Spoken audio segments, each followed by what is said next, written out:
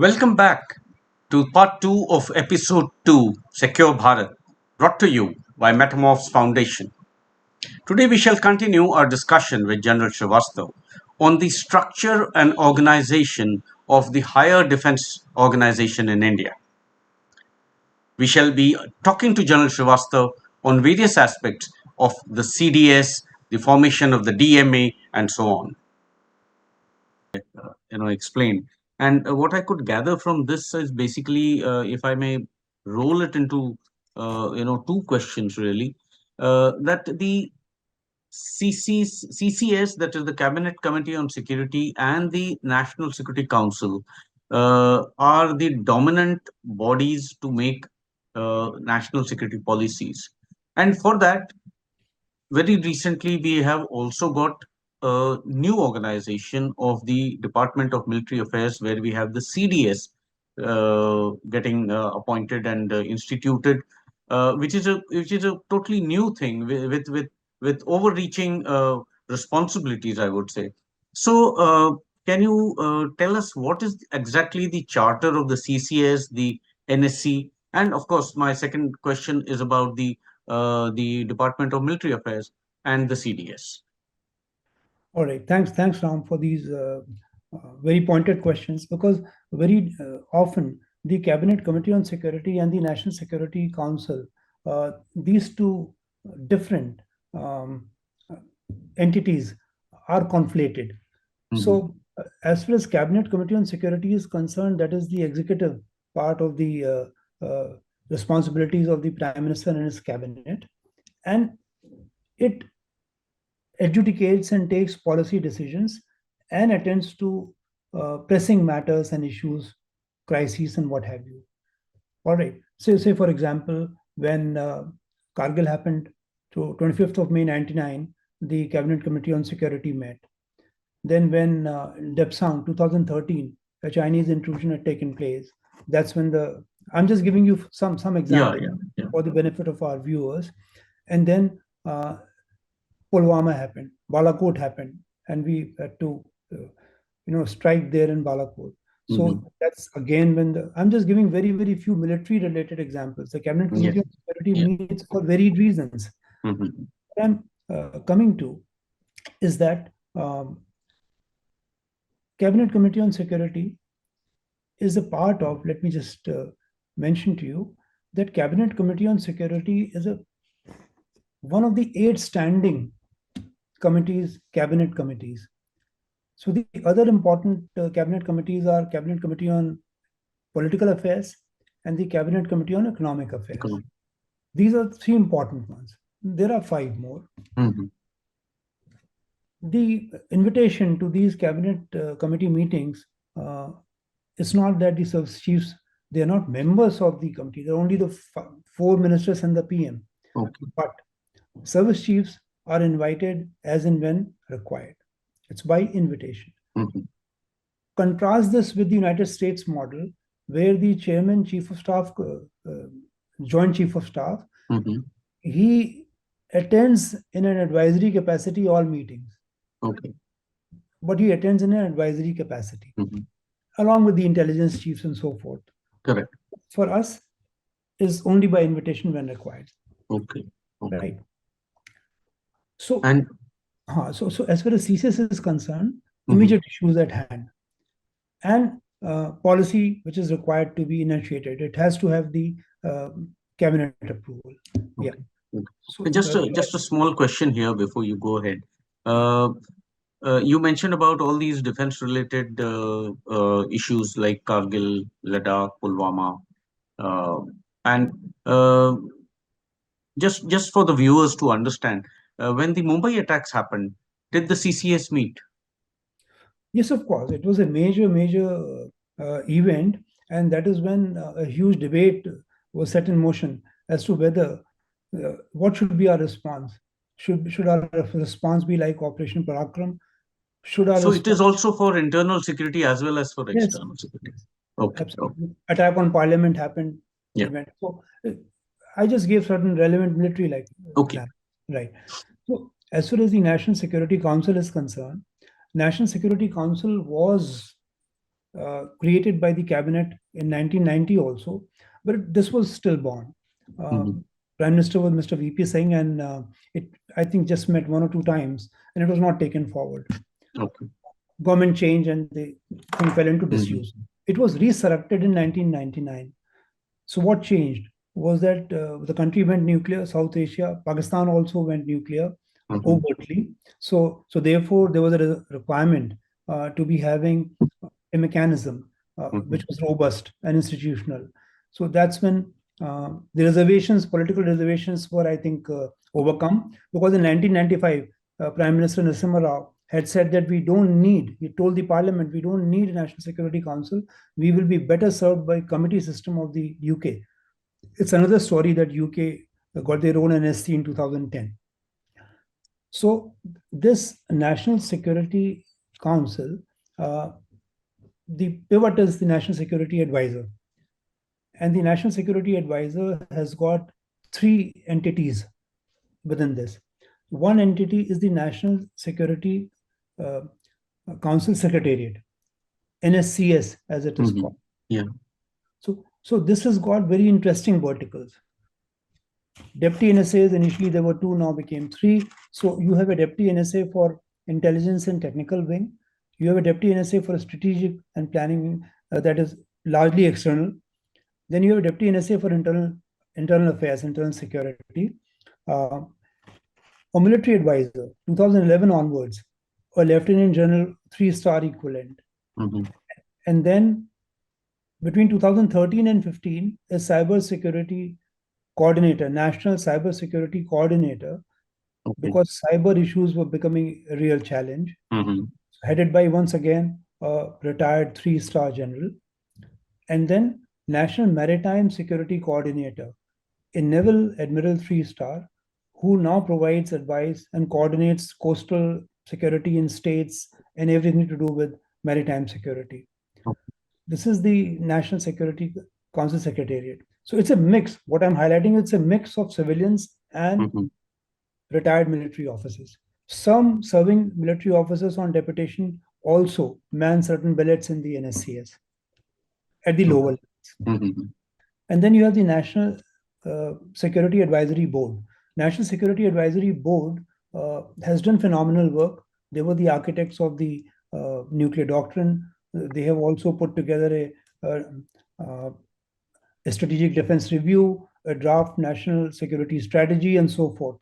Mm-hmm. But it is comprised flexibly of retired officials. Okay. Could be from any department. They could be even bureaucrats. They could be businessmen. Um, so there are people from defense forces, and there are eminent experts from other verticals who are a part of the National Security Advisory Board. They have a 2 year tenure, and the strength varies. Mm-hmm. Sometimes it's 30, sometimes it's less. It's as on required basis. So Okay. they are a think tank. So the National Security Council Secretariat is also a think tank, and the National Security Advisory Board, it brings in the non-government advice into it. Okay. Okay. So that is an important part, because Mm-hmm. national security, you must have the advice of people who are not under the pressure of being Correct. actually Correct. government servants. That, Independent kind of a viewpoint. yeah, yeah, absolutely. And then you have the strategic policy group. Strategic policy group, it was earlier headed by the cabinet secretary, but now it is headed by the NSA himself. Mm-hmm. And you have a lot of members there. Every entity or person who is responsible for important part of security element is a part of this policy group. So Niti Okay. Ayog, cabinet secretary, the CDS, and the three chiefs, governor RBI, secretaries of all these important ministries, four of them, plus Mm-hmm. Department of Atomic Energy, Space, and so forth, intelligence agencies, direct taxes, DRI, Correct. and so forth. So Mm-hmm. chairman DRDO, science and technology is an important part, and anybody else who is considered relevant and important will be a part of this. So Okay. long-term policy issues, debate and analysis. That is what essentially the National Security Council does, and all other entities. Earlier, there was a problem that the edicts and policies, say for example, cybersecurity related directions by the NSCS, since it was not a government department, they could not be implemented. Mm-hmm. And Home Ministry and Defense Ministry were advised to send the notes. If they had to send notes to CCS, they had to go through Okay. NS, the National Security Council. But Yeah. other ministries, they were just advised.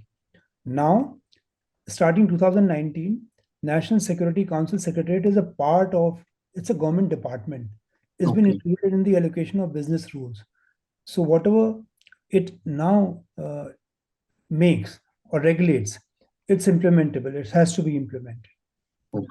So basically, it's got more official standing, responsibility, and accountability to be the policymakers. Yeah. And one thing more to add is that as far as National Security Advisor, the portfolio is concerned, phenomenal accomplishments there.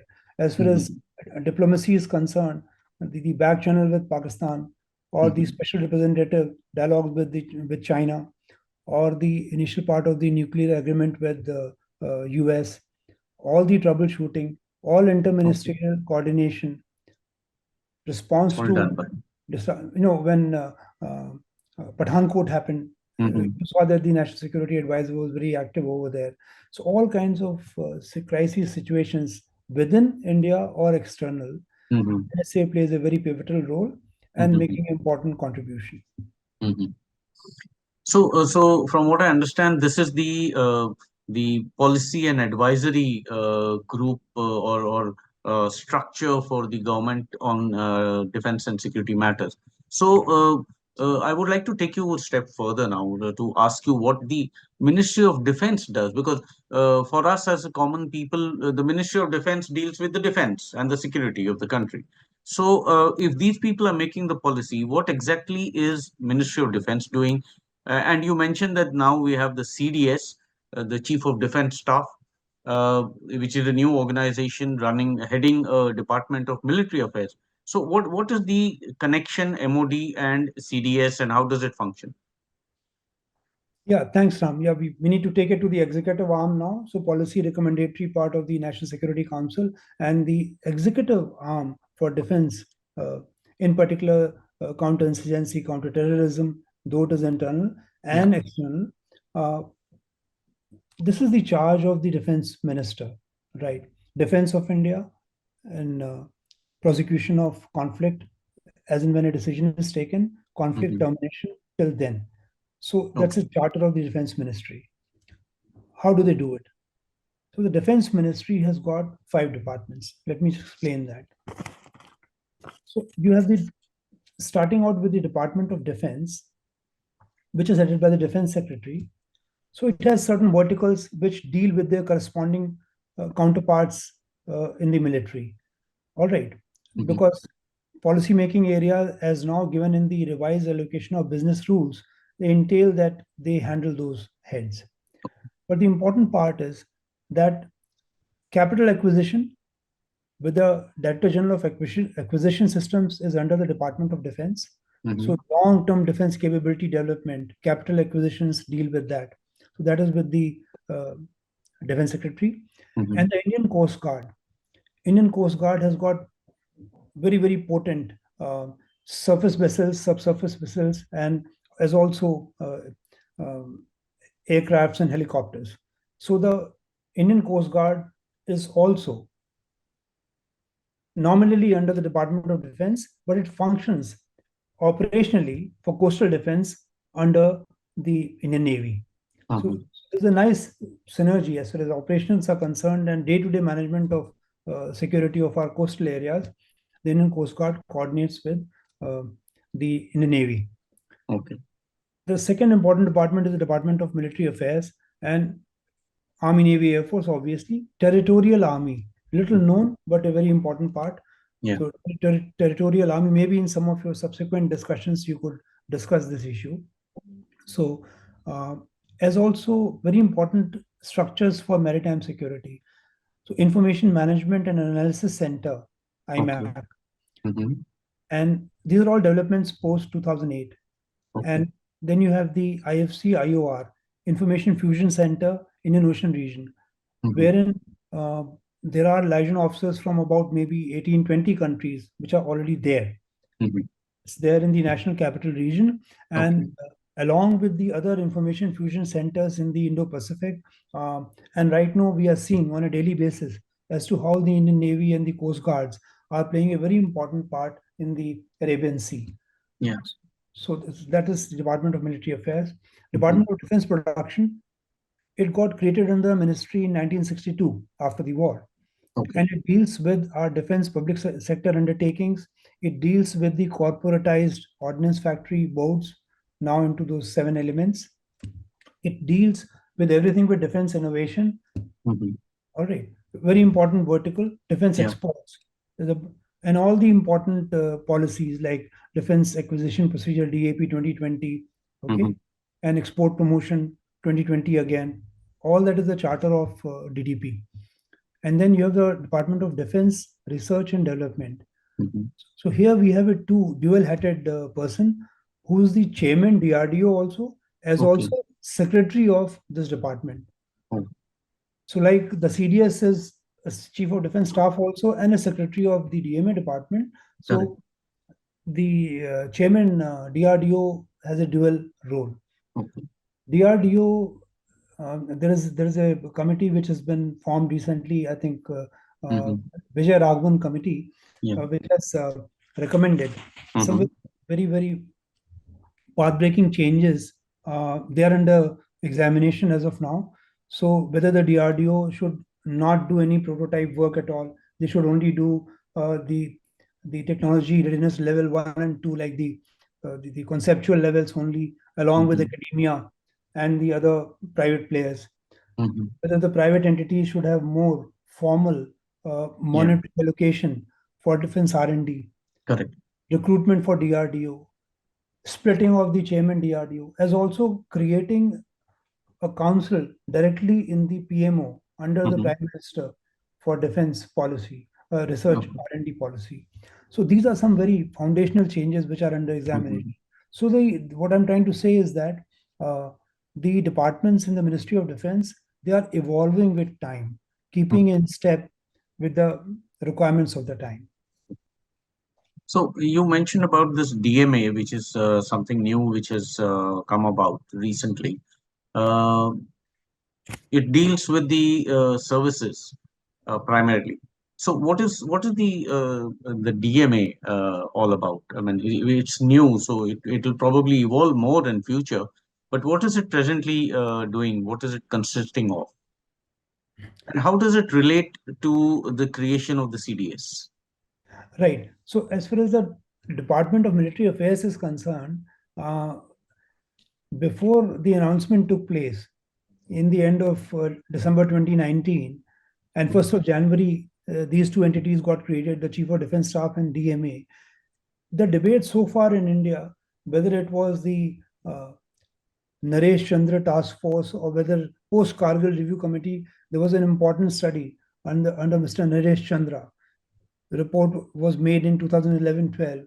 Whether it was the Shakatkar Committee report 2016-17, primarily spoke of the creation of a Chief of Defense Staff.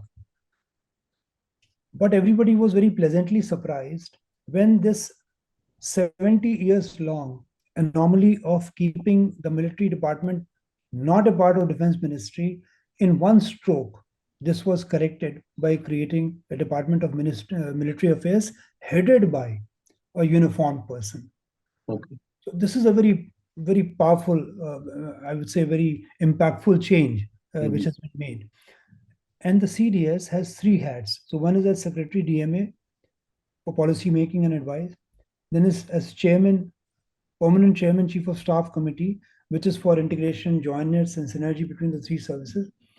And as Chief of Defense Staff, heading the headquarter IDS and that vertical and rendering an unbiased advice on every tri-service matter. So Mhm. let me just explain, flesh out these three roles of the Okay. CDS and Okay. how they're going to be very impactful. Okay. Right. So, um, so we have, as far as policy making and advice is concerned, as Secretary DMA, he is a part of the government now. He's not Mhm. external to the government. So policy making is a charter in those areas which are mandated to him in the allocation of business rules. Mhm. And he's a principal advisor to the Raksha Mantri, as I said, on tri-service matters. He is a member on all the key committees the Defense Planning Committee or the Defense Acquisition Council, Defense Planning Board, or the Strategic Policy Group. He's a member there. Mhm. Impartial advice to the Cabinet Committee on Security whenever sought, and to the NSA.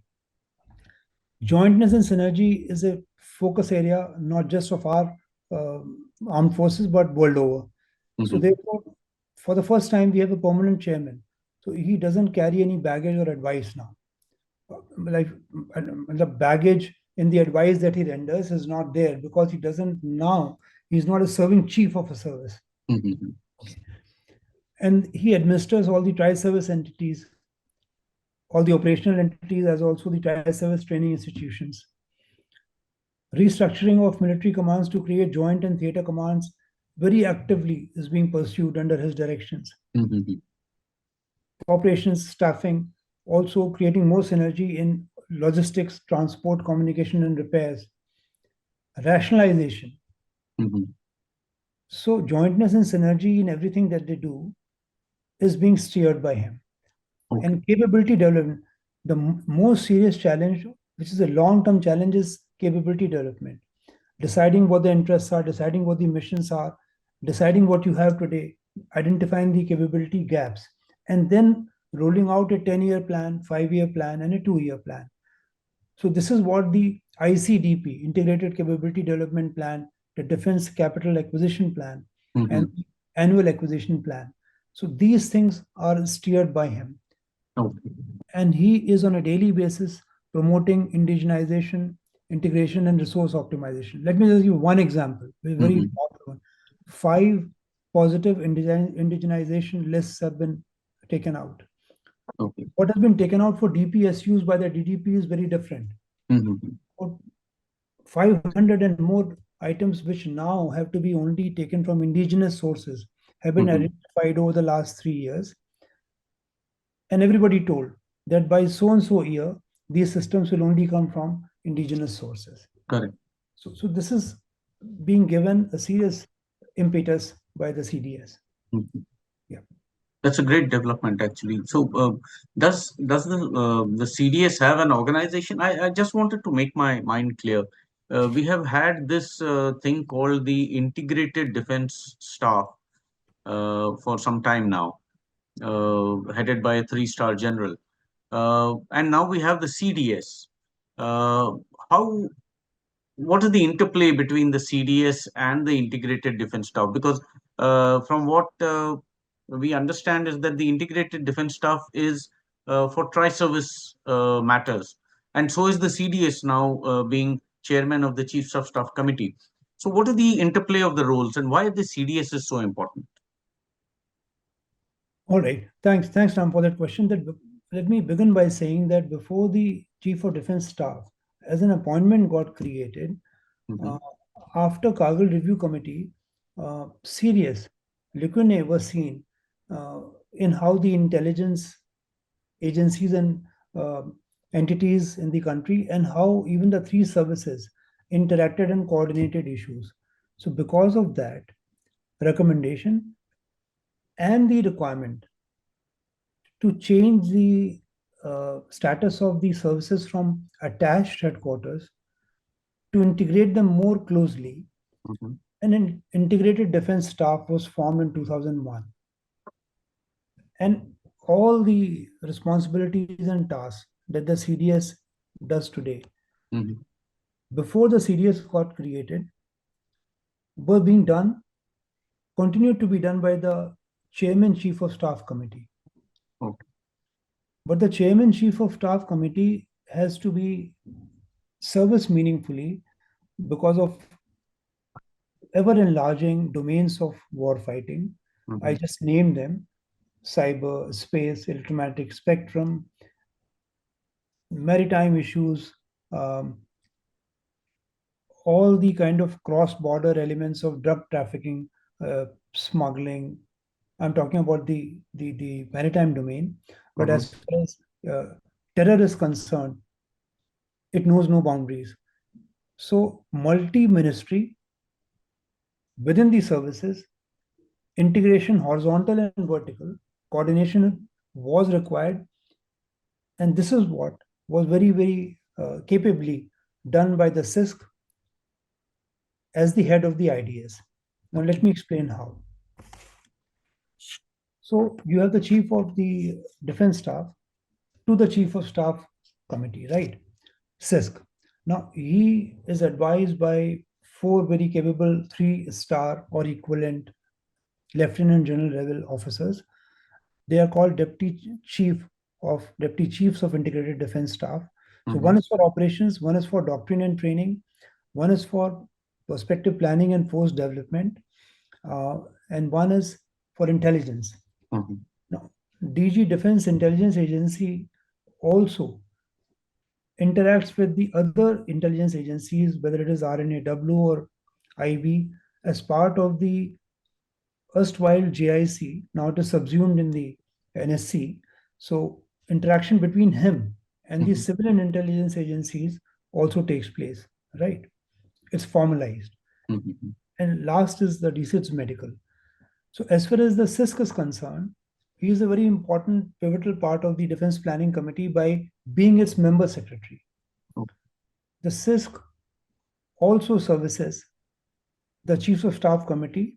He is a non-voting member there. Mm-hmm. Right?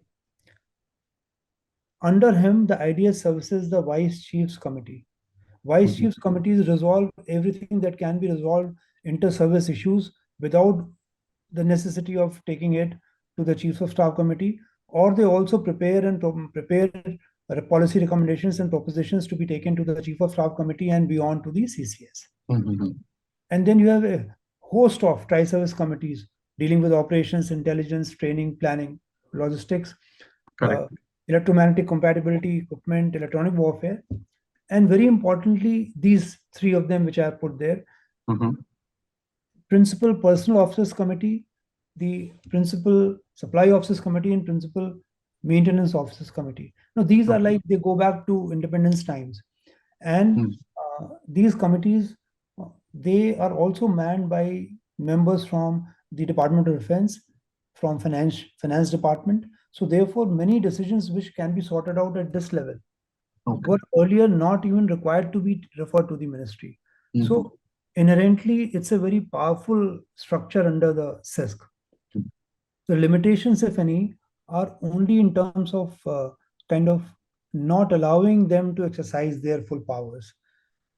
Otherwise, they are enabled by all kinds of committees and institutional interfaces to bring Mm-hmm. in more synergy, not just between services, but interdepartmental.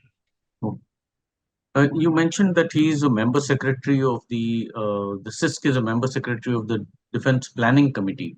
Sometime back, you also mentioned that the DPC is a newly uh, instituted committee under the National Security Advisor.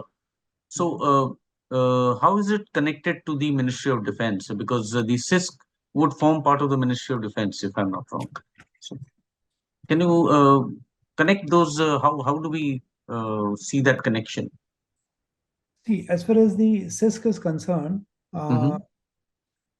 being the head of the integrated defense staff and being right under the Department of Military Affairs as of now, Mm-hmm. so, uh, he is the one who has the complete wherewithal to be rendering advice for the defense requirement, the defense component of the national security.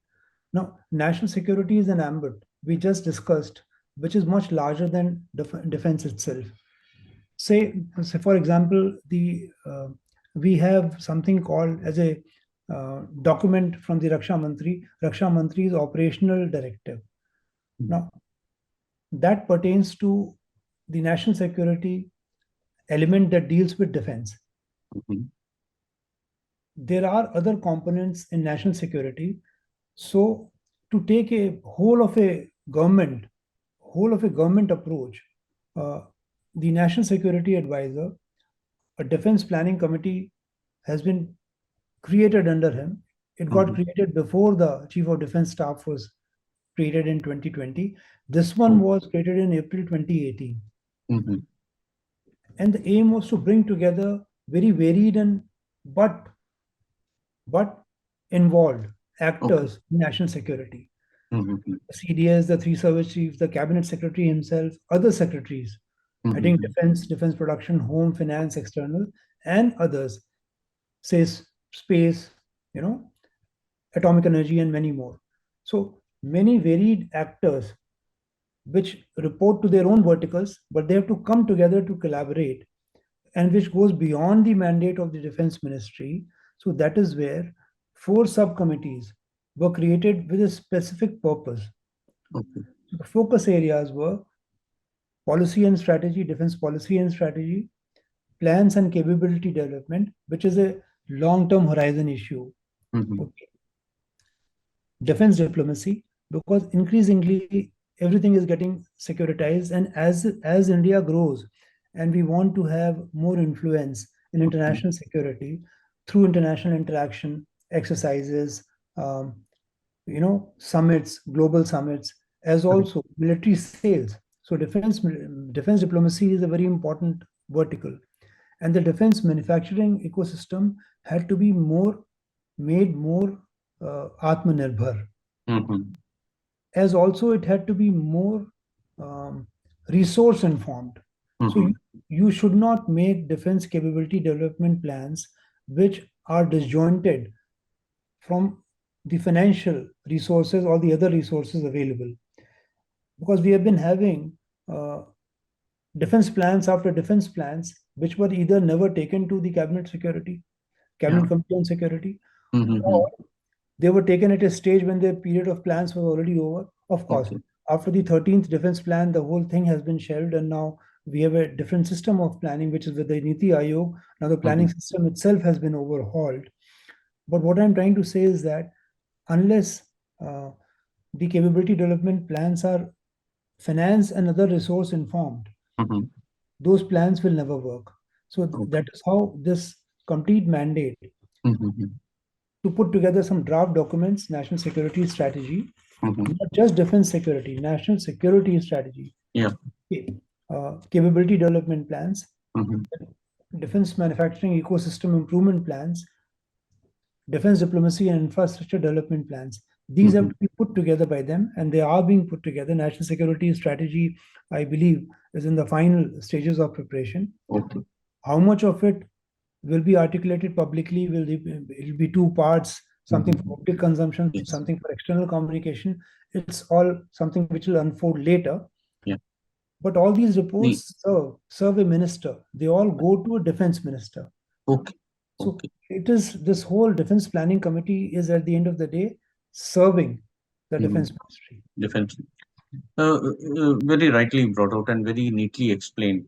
You mentioned about the concept of whole of government approach and such kind of things. You also mentioned that the Home Secretary is also part of the member. He's a member on this Defense Planning Committee. Sometime back, you also showed in one of your slides where you explained the NSA's organization that there was one deputy NSA who handles internal affairs. So that while he is under the NSA, and here you have the Secretary of Home coming in into the Defense Planning Committee with the MOD. So is the Ministry of Home really involved? How does it fit in into this calculus of national security, especially the internal security aspect? And what is its relation with the MOD? All right, Ram, I mean, a very fundamental issue as far as security is concerned. Um, from the point of view of policing and criminal angle, counter terror, policing, criminal, intelligence, counter Hmm. terror. These are typically uh, internal to a country, and in most countries are handled by uh, Ministry of Home. Some people call them Homeland Security. Some people, like the Chinese, they have a Ministry of Public Security and Ministry of State Security. So different names are there. But let's say, for example, Israel has a Ministry of National Security. Now it sounds like they do everything. Now, but when you go into details of what Israel's Ministry of National Security is, they do exactly what an enlarged Home Ministry would be doing, right? Hmm. So Home Ministry has to be in absolute sync with the defense ministry because there are many overlaps. And let me explain. So I've just picked some very four essential areas. So border management. Now, when borders are not disputed, there is no need for those borders to be manned by defense forces. So international borders, management of those is mandated to the defense home ministry. Left-wing extremism and internal security in J&K and Northeast, they are all insurgency and counter-terror related uh, mechanisms. So there are departments in the Ministry of Home, they deal with these issues.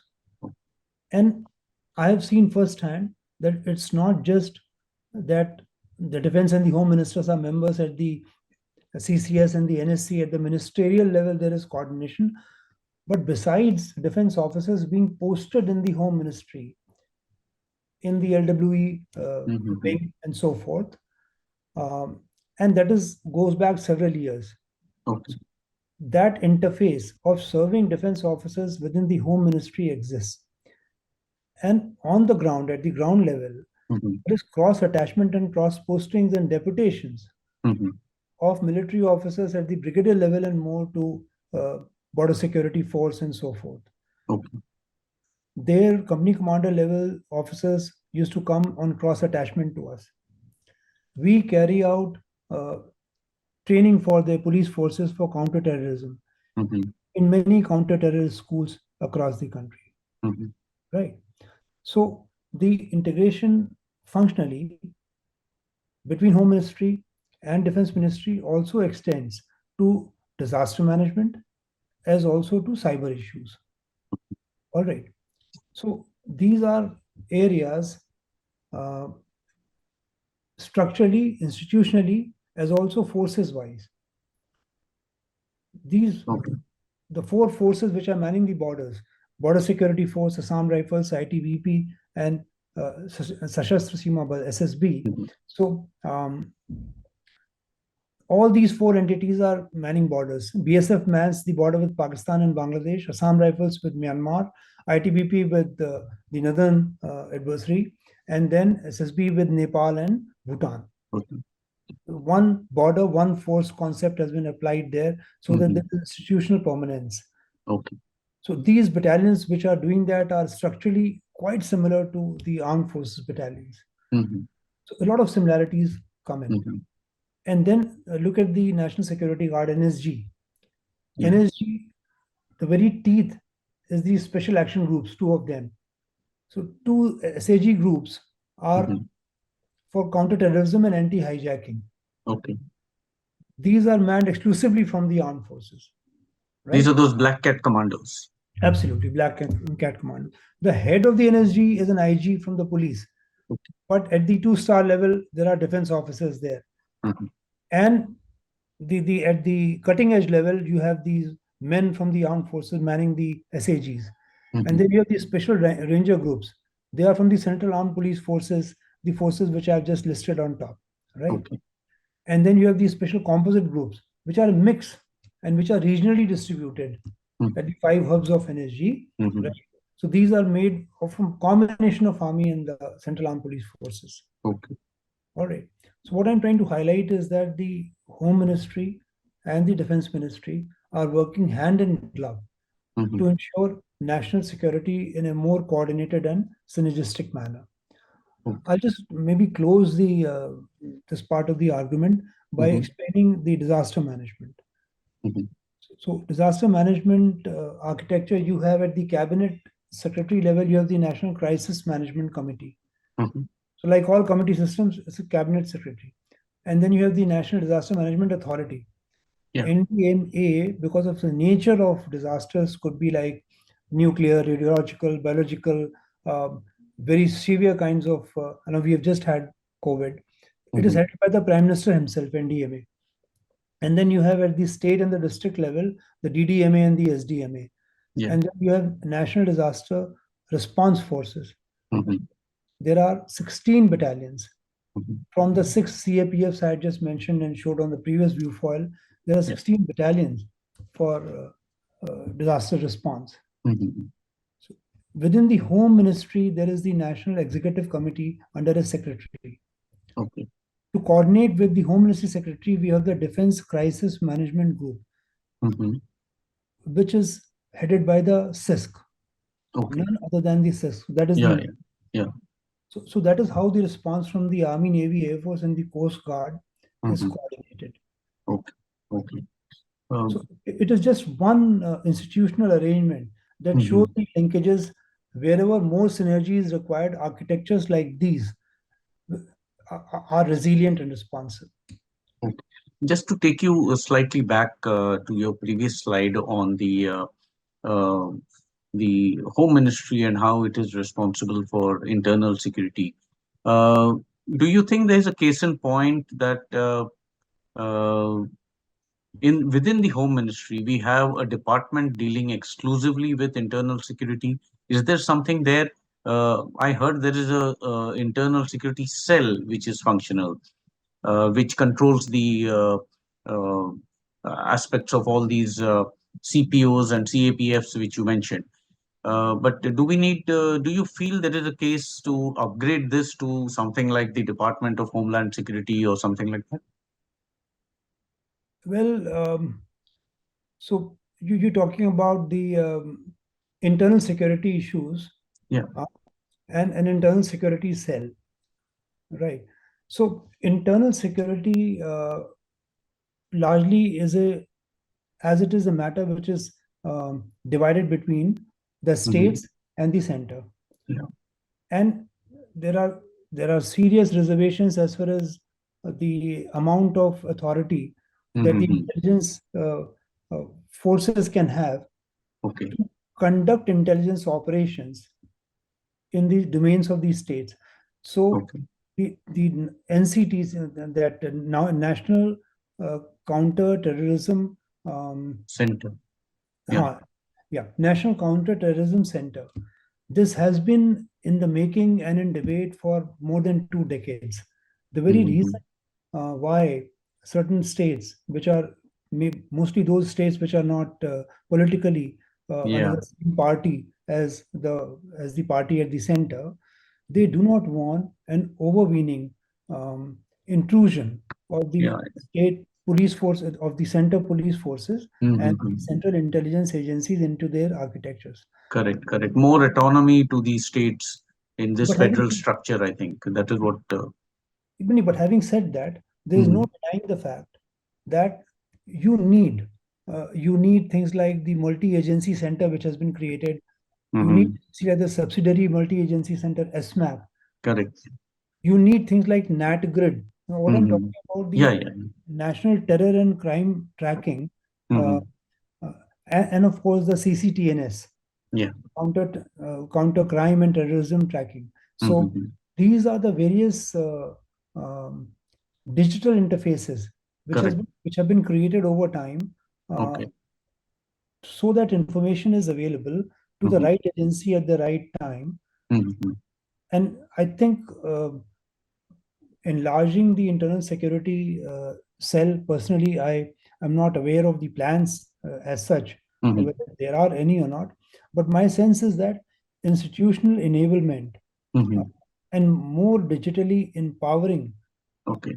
flow of information and Mhm. sharing information without hoarding it or wanting to take credit, so Mhm. that that unhealthy rivalry between the intelligence forces Yeah. that comes in. I think Mhm. overcoming those barriers to synergy is more important Yeah. at It's this more point of important. time. Correct. Correct. More synergy, I would say, So, in like the National national security. Counterterrorism Center, Mhm.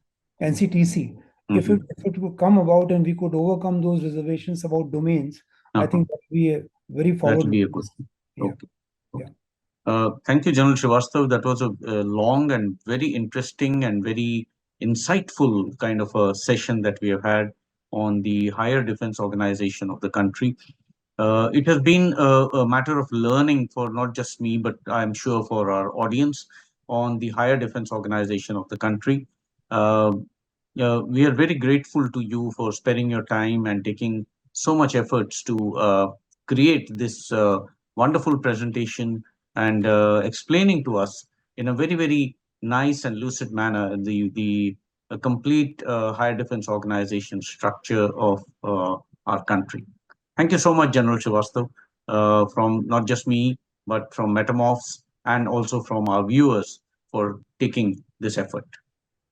Yeah, thank you, Thank thank you. you, Ram. Thank you, Ram, for this opportunity. And I would just want to close Yeah. by saying that as far as national higher defense organization security is concerned, uh, there are two, three canons which should never be violated. One is that it all, the fountainhead, the very Mhm. source, is the political leadership.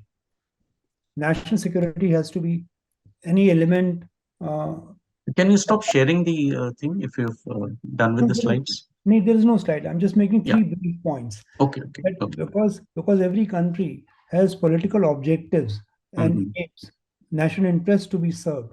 So it drives from the political leadership of the country, political control of Mm-hmm. not only the military but everything. National security is absolute must, and in our case, it is constitutionally mandated. Mm-hmm.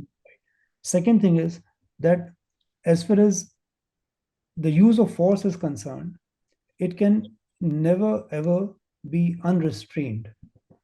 There are laws of conflict as far as the United Nations Charter is concerned, Mm-hmm. and there are ethical norms that responsible militaries follow. So to ensure that the use of force with the military instrument of power is always controlled and constrained uh, through political oversight is a must. And the last thing which is a must is that Mm-hmm. as far as any architecture of national security and defense is concerned, A, uh, it should be multi-agency, it should be collaborative, it Mm-hmm. should be consultative, Mm-hmm. it should be responsive to crises. It should not only come together as a war cabinet or in times of crisis. It's a continuous process. It should not be personality based. It should Mm-hmm. be institutional in nature. Mm-hmm. There should be no Very right. biases that should come Mm-hmm. in. Say, for example, if the Israeli defense setup and the Yeah. political leadership, they Mm-hmm. didn't have a bias that Hamas is not likely to do something what they did. Mm-hmm. So biases like that, if they take hold, Yeah. then they're most injurious to national security. True. So now that we are seeing all this happening, I think if we keep in mind these three or four canonical issues, Mm-hmm. national security architectures will be served very well. Yeah. I think very rightly said. And thank you so much for this session.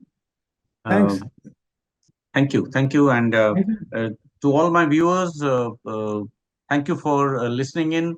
We do hope from Metamorphs and from General Srivastav's side, you have been able to gain more about this higher organization for defense in our country, and we will take this series forward. In the next few episodes, you would learn more on how the national security of the country is managed in a more specific manner, and we look forward to bringing to you much more content, interesting content on this subject. Thank you so much. Thank you for viewing. Jai Hind. Thank you and Jai Hind. Thank you, Team Metamorphs. Thank you. Thank you, sir.